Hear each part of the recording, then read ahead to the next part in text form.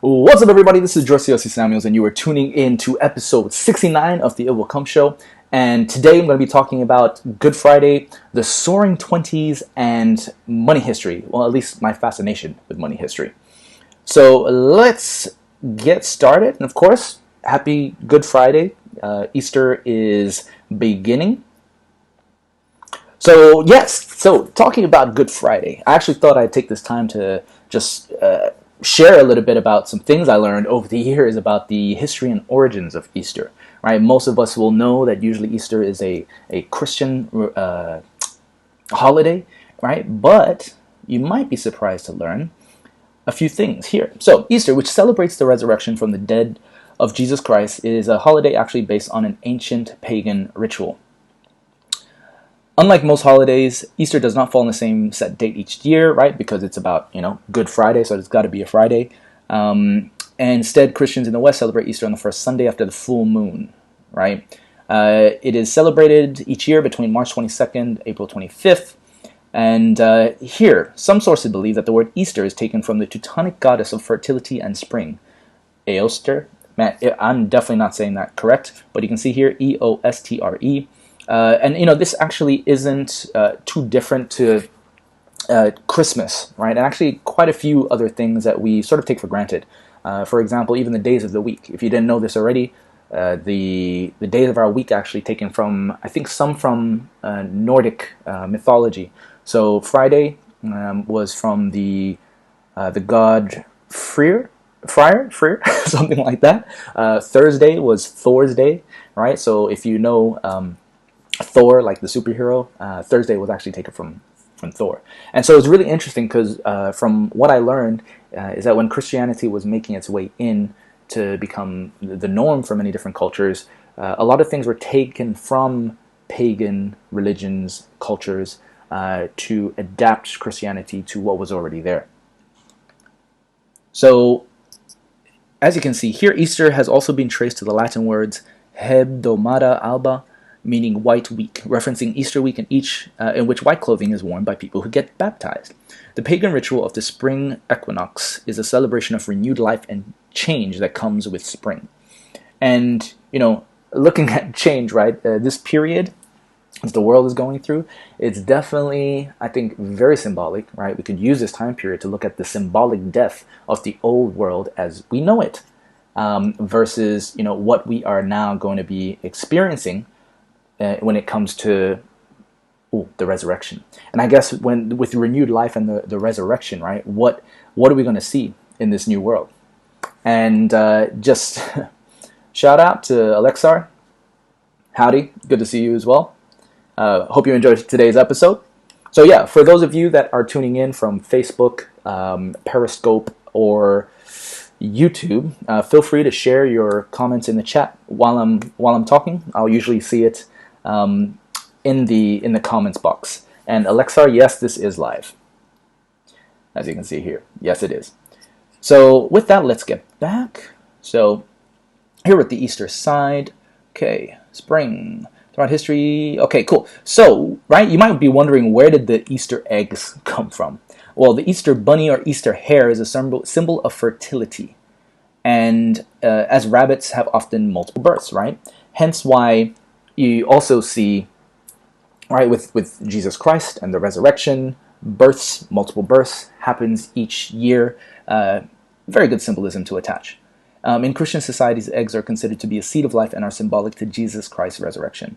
Of course, just like Christmas, right, there is also a commercial side to Christmas. So Easter has a commercial side. This is evident in the mounds of marshmallow chicks and jelly beans that appear in the stores at the start of every spring. If you aren't too familiar, I think maybe during Christmas time this year, I'll talk about some of the pagan origins too of Christmas. But Easter is definitely a good commercial period, right? Because we know it's a set public holiday. Hot cross buns to Easter eggs to chocolate, kids go wild during this time. So there's this other article from this site, Ancient Origins, Reconstructing the Story of Humanity's Past. Now remember, right, some of this stuff, it needs to be fact-checked, right? And so if you are listening in on this, remember to always do your own research as well. These are things that I'm just piecing together from my learnings over time. Okay, so as we were talking about, though, there are pagan origins to Easter. I won't go into everything here because I guess the summary I just shared with you in this article. But again, right, you can see there's a lot of references to ancient periods when it comes to Easter. So you can see here, right, they're talking about the Sumerian goddess Inanna is known outside of Mesopotamia. If you haven't heard of Mesopotamia, I highly recommend you look into that civilization too when it comes to history. And the Babylonian name Ishtar. So you could try maybe make that connection to Easter. All right. And Easter is a celebration of the goddess of spring. I think we talked about that. To Passover. Easter is associated with the Jewish festival of Passover through its symbolism and meaning as well as its position in the calendar. Early Christians chose to celebrate the resurrection of Jesus on the same date as Passover, which reflects Easter having entered Christianity during its earliest Jewish period. Evidence of a more developed Christian festival of Easter emerged around the mid-2nd century. And again, the reason why I'm sharing this with you guys is because history, right? I'm going to be talking about money history as well and how I became fascinated with that. But history in general, there's a lot of things that we learn that we often just accept as we're young and growing up. But I think it's important to always, question things and do some of your own research because you might just find some interesting things. And this was definitely one of the most interesting things when I did start learning about the origins of Easter and how things change over time. Because when you're looking at culture too, culture is something that isn't fixed or static. You might have some original root, but just like a tree, things will grow out, branches will come out, and it's inevitable. But if you trace back your roots, it gives more understanding to where you are right now. Because the further you can go back in time, the probably more accurate you can usually predict things in the future. So this is why I'm sharing this, because it is very much relevant to the next topic, which I will talk about, which has to do with the Soaring 20s and what we're experiencing right now in terms of the looming Greater Depression. So, speaking of our current period, here is an article about the Soaring 20s. So it's not surprising that there has been a resurgence of interest in the economics of the Great Depression. And I'll just highlight this. And not just because of the economic meltdown we've experienced over the past months. It is what happened back then shaped economic policy, financial markets, and even the way we thought about the economy for decades to come. Equally important, however, and much less discussed, is the decade prior to the Great Depression. This was a period of remarkable transformation, both economic and social, that the decade gave rise to a number of misguided policy responses by both the Hoover and Roosevelt administrations. It says a lot about how little influential people at the time understood what was driving that transformation. Again, so this point here, so if we actually go back, right? So if we actually go back, a lot about how little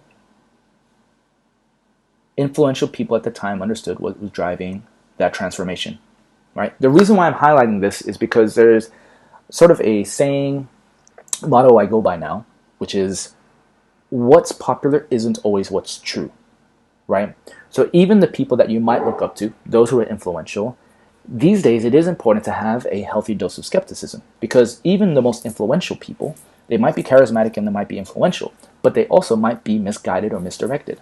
And in today's time, we know how vital it is to sort of validate the things that we are seeing, because as we discussed in yesterday's episode, and I think the previous day before that, there are things around fake news, right? And it's becoming an issue now because as we are geared towards wanting to hear good news, we are also susceptible to being able to take on information that isn't necessarily true and then perpetuating that by sharing it.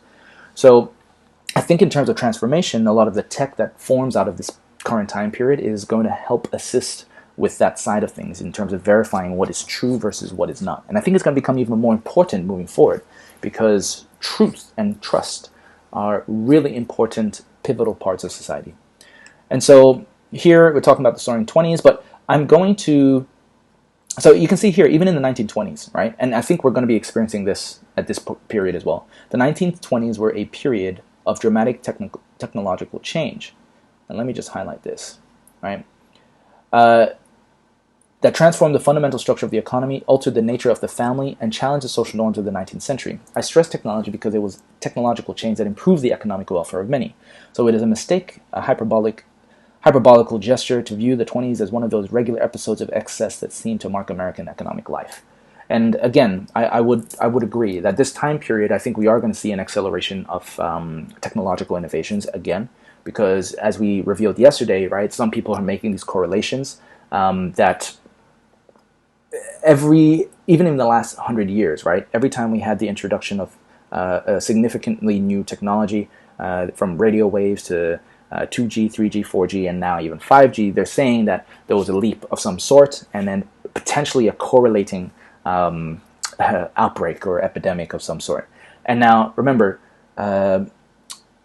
correlation is not always causation, right? So what this means is there isn't, just because something happened at the same time doesn't mean that there is a connection there, right? Everything is connected, but also not. So, yeah, with the 1920s, now is a good time to go study that period. I have been revisiting that time period, and YouTube is great if you're wanting to learn.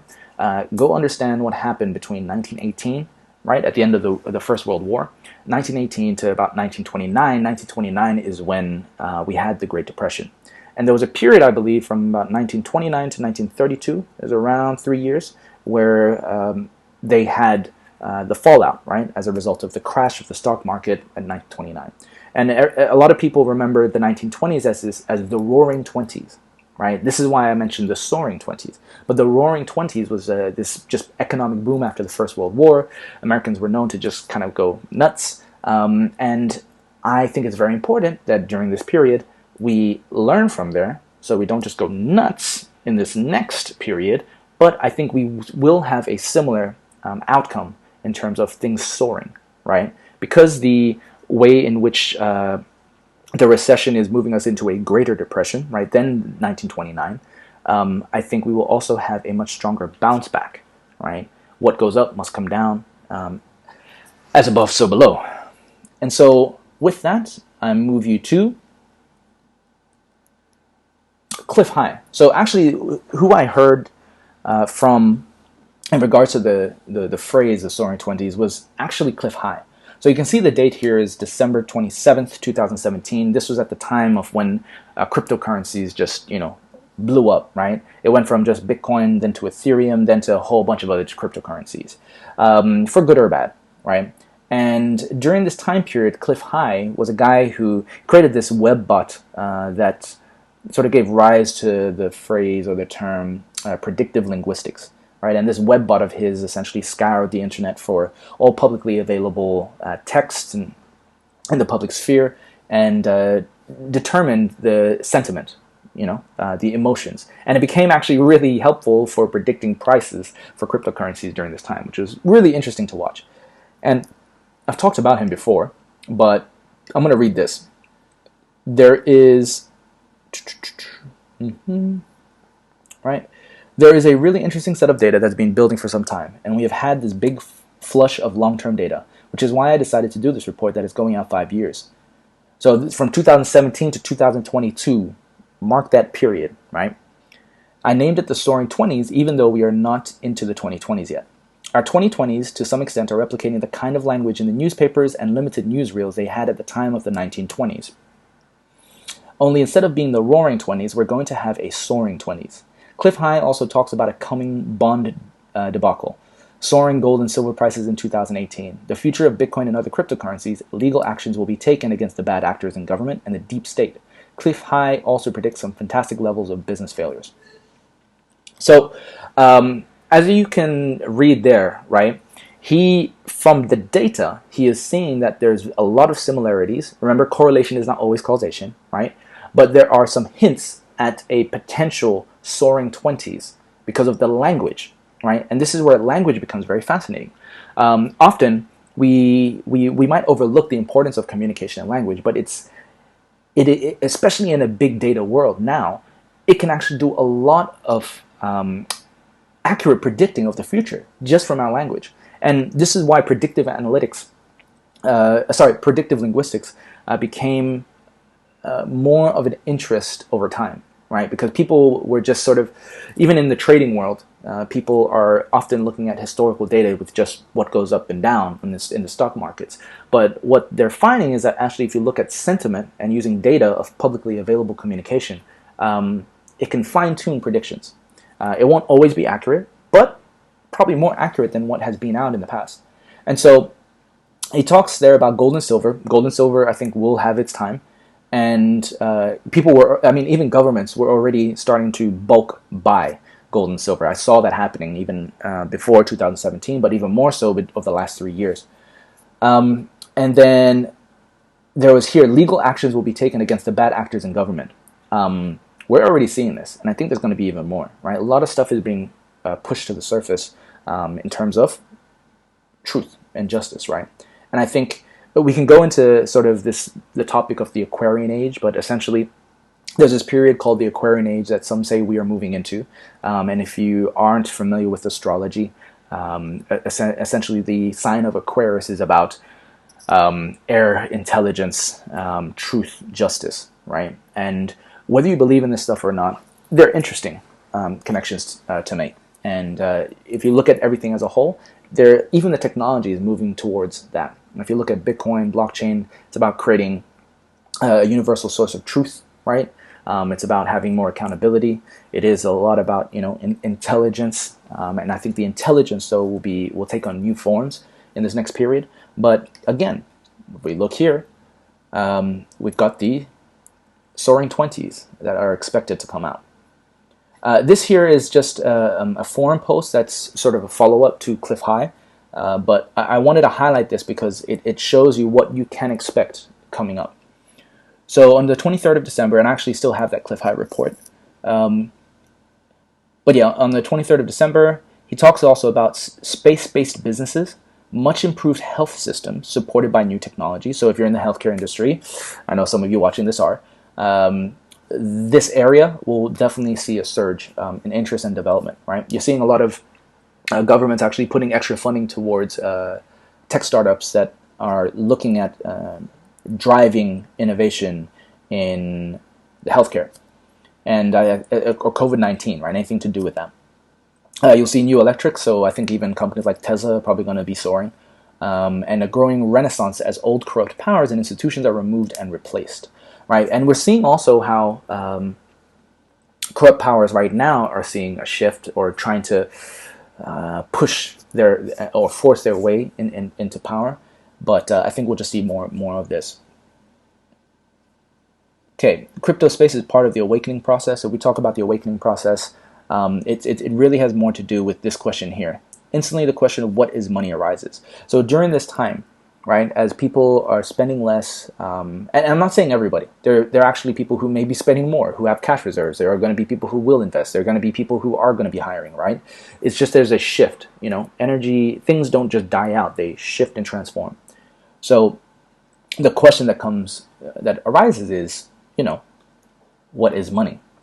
And if that's anything you take away from today's episode, it's asking yourself this question: what is money, right? And it's why I said for the title of today's episode, the history of money. Why that became an interest of mine.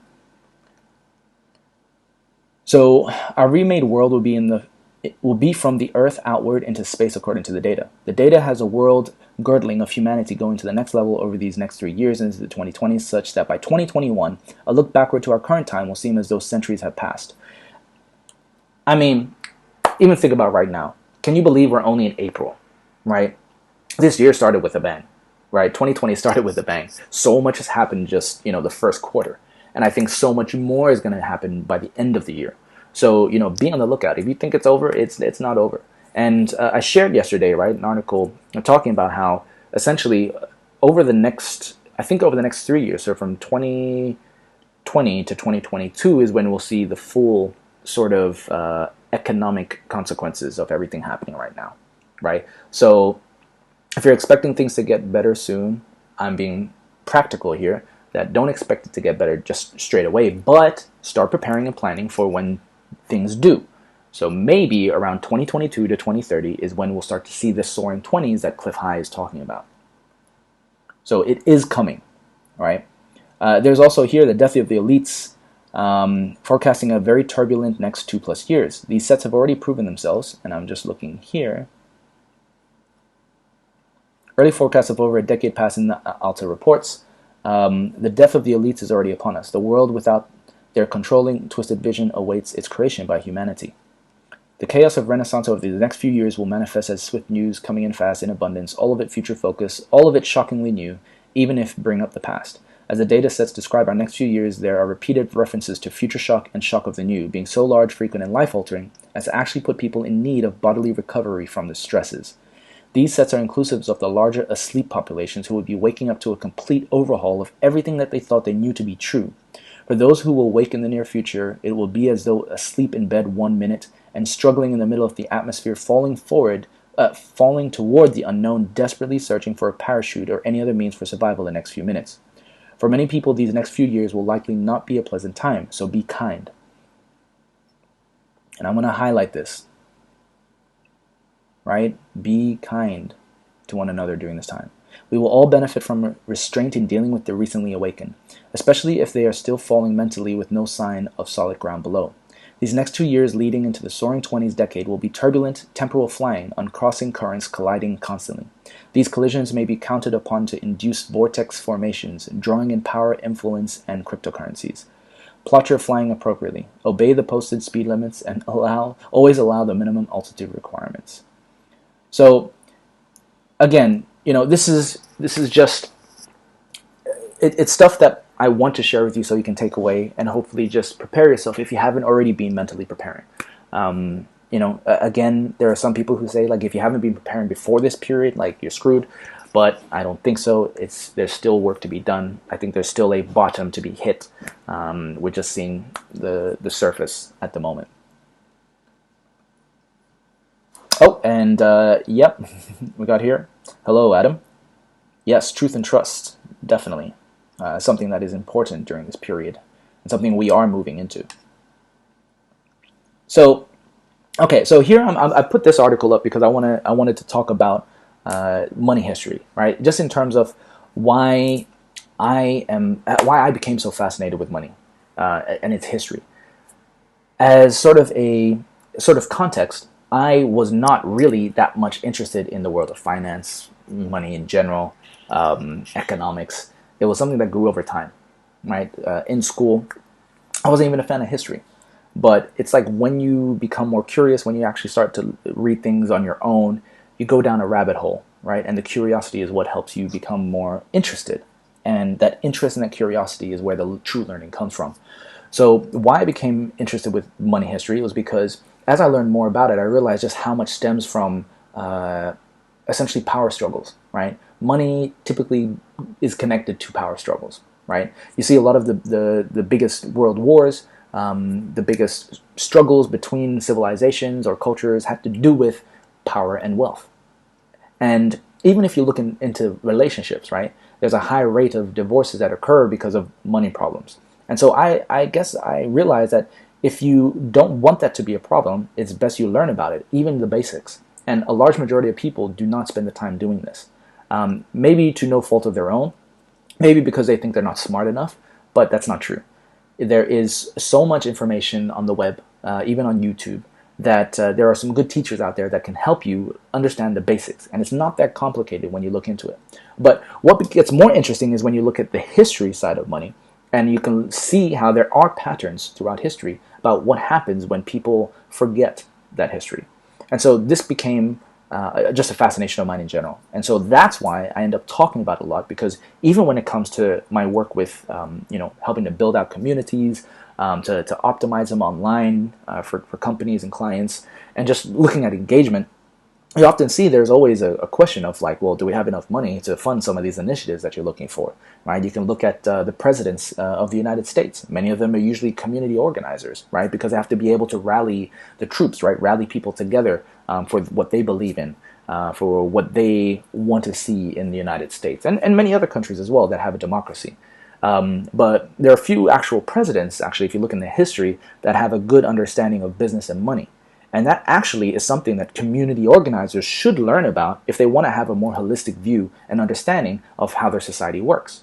And now there's actually a game called Civilization that I'm a huge fan of. So let me see if I can actually bring that out. Civilization. Boom. Right, there's this game. I'm a geek when it comes to strategy games. So let me just bring this up. So there's this game called Civilization. I think they're on Civilization 4 or 6 now. Oh, this is 4. But essentially, because they studied history and they studied humanity's history. I learned a lot about what goes into building these civilizations, right? And I think if you're in the game as a leader, you have to oversee so many different aspects, from money to culture to the military side. That's the fighting side actually is just a given, right? And so you'll see usually a lot of I guess you'll see a lot of civilizations try to balance out those things, and there's politics and governance that you have to worry about, and of course you have your advisors, right? Because you can't know everything, but it's a very important thing to understand just this play. And so actually I take a lot of what I learned from this game into the real world, no joke, because it's modeled off of history and humanity. You're learning actually a lot of factual things, and so inspiration can be taken from anywhere. So let us go back here, and let me just take that out. So this article is from there's this movie called The Big Short, and if you haven't watched it, I highly recommend you watch it during this time. And The Big Short, this guy's named Michael Burry. He essentially became famous for shorting the stock market before the 2008 financial crisis. He made a lot of money, right? And a lot of people thought he was crazy, but turns out he wasn't. And he says here, lockdowns intended to contain the COVID-19 pandemic are going to be worse than the disease itself. I would agree. The COVID-19 policy cannot be settled by politicians, too much hammer and nail, and too little common sense. The President of the United States must reflect the interests of the working class and small businesses here. The economy cannot crash 30% to save the 0.2%. And, he's talking about 30%. An article I shared, I think it was yesterday or the day before, some people are predicting it might go down to as low as 89%. Right? And I think that might be possible, right? Just because you can see how we've been printing money out of thin air, which is boggles my mind how we think that that's going to solve anything. It's going to have so many more problems than what we've already had. It's this whole debt-based thing, and it's like you're sick, the pills aren't working, and it's like, okay, I'm just going to have more pills to try and recover from this. So it's not gonna be good. So yeah, this particular article is just related to, and again, I include all of these articles in the show notes so that you can reference them. If you need to read them, they'll be there for you to check out yourself. But again, money history. If you are new to this area, there is a really good episode on YouTube or series, Secret History of Money. Right, this right here. From Mike Maloney. I've mentioned him before, but if you haven't checked out this series called The Secret History of Money, and you're wanting to understand the basics, Mike Maloney does a really good job of explaining all of this. So, if you get a chance, go ahead, watch it, have that be your weekend movie time, watch it with some friends. You will learn a lot, right? More than probably the top 10%, maybe even 1%. Okay, let's say 5% of the world right now. Because people think that this is something that doesn't relate to them until it does. And right now, this is going to be a time. So, yep, would highly recommend that. And then to sort of cap it off, I thought I'd share the Fireside podcast. So again, if you are tuning in for the first time into the It Will Come show, we are sponsored by Faya, a company that is dedicated to bridging gaps between people and technology, one community at a time. And Faya has a new podcast called Fireside. And today's episode, which was released earlier this morning, is with a good friend, Brendan Lee. The show is hosted by Adam Bokit. And here, this particular episode talks about Bitcoin community and a MetaNet future. All right. Just as a disclaimer, Brendan Lee is also on our advisory board. So he, has worked with Faya, is really well known in the Bitcoin SV ecosystem. Really smart guy, really switched on, and just a really good guy. And so highly recommend you having a listen. Again, I will share this in the show notes, but it's a good way to sort of wrap up today's topics, because Brendan does go into sort of how and why Bitcoin and the Bitcoin blockchain will be relevant moving forward. Because we were talking about trust right before, and blockchain and Bitcoin itself is essentially a truth machine. And we might leave the truth machine topic for another day. But with that, guys, again, happy Easter for this weekend. Good Friday. Hope you are enjoying your time in lockdown. If not, I hope you can tackle your time in lockdown. And remember that this period is going to be transformative for everybody. So, keep your head high. Confront any issues that you're dealing with at home, whether that's be with your partners or your family. It's a great time to learn about one another. Also, if maybe we won't go into that side, but it's a good time to learn about one another and ourselves, and transform yourself. Right. Our theme for FIA has been to transcend, and I think that is definitely something that people can do at this time if they choose to do so. If you opt to try and keep yourself in the old world, it's going to be a very difficult time. But if you can open yourself up, change with what's happening, change with the times, take rest where you need, it's going to be a positive in the long run. And with that, as always, through patience and persistence, it will come. The eyes may be able to see, but without a heart.